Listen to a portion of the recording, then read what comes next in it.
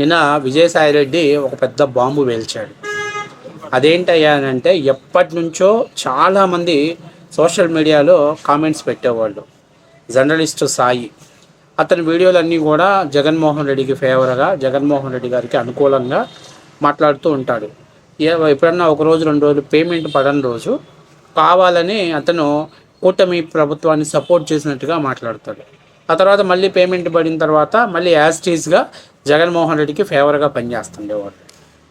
అయితే ఇప్పుడు కాదు, 2019 నుంచి కూడా అతను జగన్మోహన్ రెడ్డికి ఫేవర్గా పనిచేస్తున్నాడు. జగన్మోహన్ రెడ్డి గారి కోసం, హైప్ కోసం పనిచేస్తున్నాడు.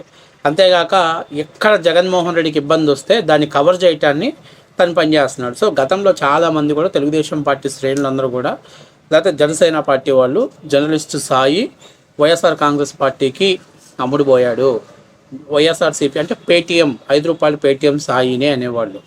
అయితే తాజాగా విజయసాయిరెడ్డి తను మాట్లాడుతూ ఆయనంతటా ఆయనే క్లియర్గా చెప్పాడు. ఏం చెప్పాడంటే, ఈ జర్నలిస్ట్ ఎవరైతే ఉన్నాడో, విజయసాయి ఎవరైతే ఉన్నారో, సాయి అనేటువంటి వ్యక్తి, అతను వైఎస్ఆర్సీపీ ఆఫీస్ నుంచి పేమెంట్ వస్తుంది. ఆ పేమెంట్ తీసుకున్న తర్వాతే అతను ఆ పార్టీకి అనుకూలంగా వీడియోలు చేస్తాడు అని చెప్పేసి ఆయన కన్ఫర్మ్ చేయడం జరిగింది. సరే, ఒకసారి నేను మాట్లాడేదానికంటే ఒకసారి విజయసాయిరెడ్డి మాట్లాడిన దాని వీడియోని మనం చూడండి.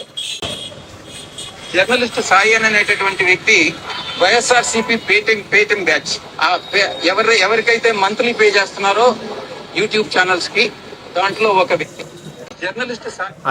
జర్నలిస్ట్ సాయి అనేటువంటి వ్యక్తి ఒక పేటీఎం వ్యక్తి.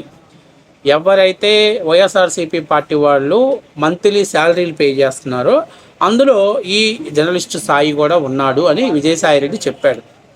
ఇది గతం నుంచి కూడా వైఎస్ఆర్సీపీ పార్టీకి ఫేవర్గా చేస్తున్న ప్రతిసారి కూడా ఈ చాలామంది చెప్పారు. అంటే ఎప్పుడైతే జగన్మోహన్ రెడ్డికి వెలివేషన్స్ వేయాలో, జగన్మోహన్ రెడ్డిని పైకి లేపాలో, జగన్మోహన్ రెడ్డికి ఏదైనా ఒక బ్యాడ్ సిచ్యువేషన్ వస్తుందో ఆ టాపిక్ని డైవర్ట్ చేయాలి అంటే ఈ బ్రోకర్కి పేమెంట్ వేస్తే జగన్మోహన్ రెడ్డి సంకనాకి వైఎస్ఆర్సీపీ యొక్క ఎజెండాని ప్రజల్లో తీసుకెళ్లే మార్గం చేశాడు. మొన్నదే రాయలసీమ లిఫ్ట్ ఇరిగేషన్ మీద సైలెంట్గా చేసుకుంటా పోయాడు, ఎవ్వరికి తెలియకుండా చేసుకుంటా పోయాడు అని చెప్పాడు కదా. ఎవ్వరికి తెలియకుండా చేసుకోకపోవడానికి అదేం ఋషికొండ ప్యాలెస్ కాదు.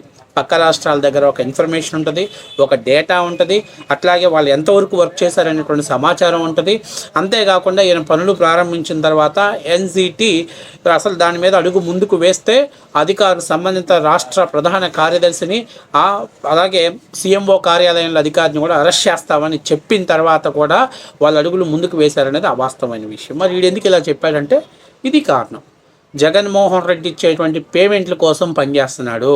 ఇన్ని రోజులు రాష్ట్ర ప్రయోజనాల కంటే కూడా జగన్మోహన్ రెడ్డి ప్రయోజనాలు కాపాడటం కోసం, వైఎస్ఆర్సీపీ పార్టీ ప్రయోజనాలు కాపాడటం కోసమే మన బ్రోకర్ సాయి పనిచేశాడు అనేది వాస్తవ విషయం. ఇదేమి నేను చెప్పిన వ్యక్తిని కాదు. విజయసాయిరెడ్డి అంటే ఒక ఆషామాషిగా వ్యక్తి కాదు. అతను గతంలో ఎన్నోసార్లు వైఎస్ఆర్సీపీ సోషల్ మీడియాని, ఏదైతే సజ్జల రామకృష్ణారెడ్డి కుమారుడు సజ్జల భార్గవరెడ్డి రానంత వరకు కూడా ఆయనే సోషల్ మీడియాని మెయింటైన్ చేశాడు.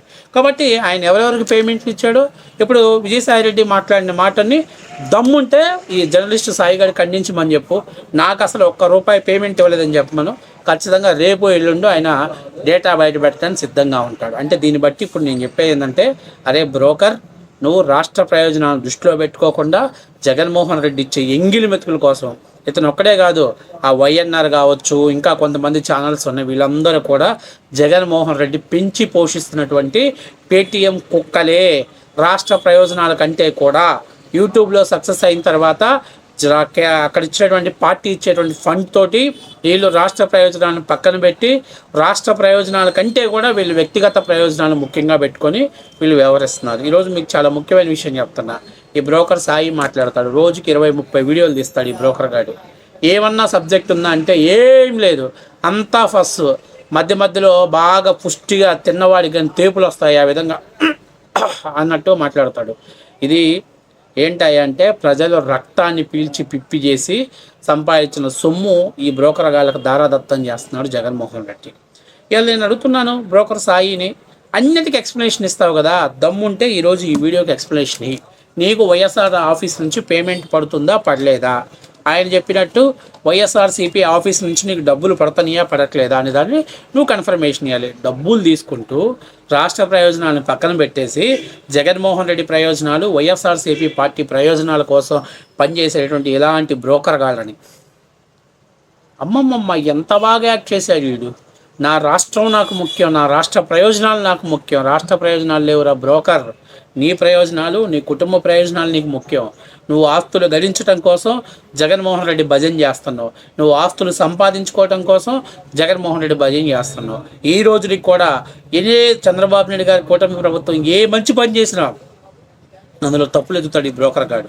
కానీ ఆయన ఎన్ని తప్పులు చేసినా కూడా ఆహా ఓహో అద్భుతం, ఆహా అమోఘం అని చెప్పేసి మాట్లాడుతున్నాడు.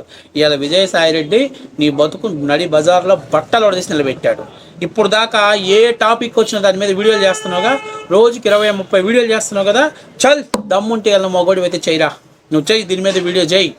నాకు వైఎస్ఆర్సీపీ పార్టీ నుంచి పేమెంట్ రాలేదు, నేను సింగిల్ రూపాయి కూడా తీసుకోలేదు.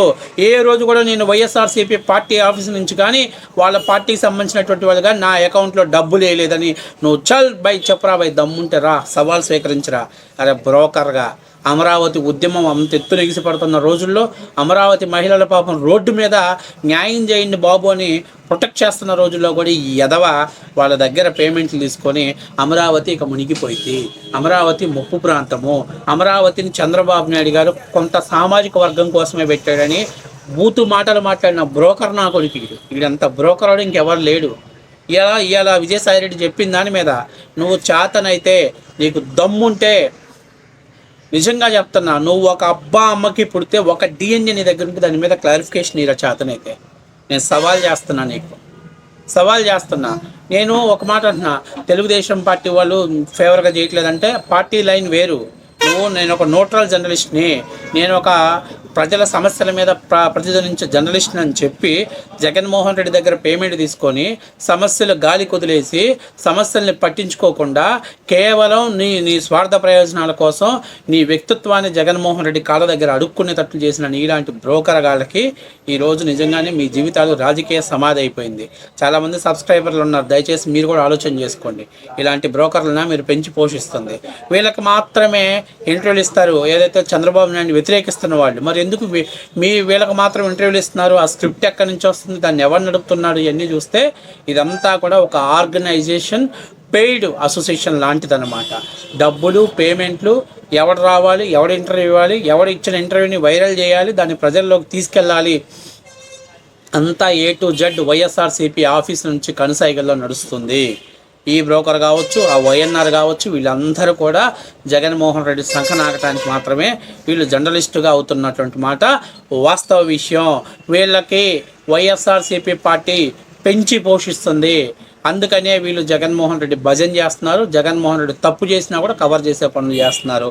ఏది ఏమైనా ఈరోజు విజయసాయిరెడ్డి దెబ్బకు మన బ్రోకర్ సాయిగాడి బతికేందో మార్కెట్లోకి వచ్చి బయట నిలబడింది. ఇక ప్రజలు డిసైడ్ చేసుకోవాలి, వీడి వీడియోలకి ఎంత క్రెడిబిలిటీ ఉంది, వీడి ఎంత వాస్తవం, వీడు మాట్లాడేది ఎంత నిజం అనేది ప్రజలు డిసైడ్ చేసుకోవాలి.